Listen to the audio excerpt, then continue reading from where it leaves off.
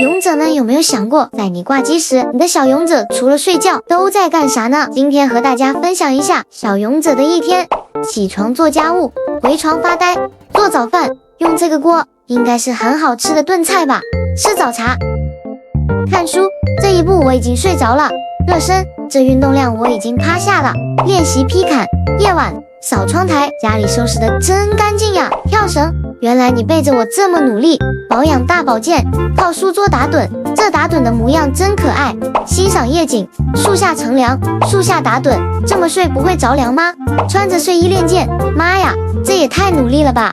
回床睡觉，真是很充实的一天。我们的小勇者能称得上10项全能，但是缺了点乐趣。走，小勇者跟我来，带你去找夜生活。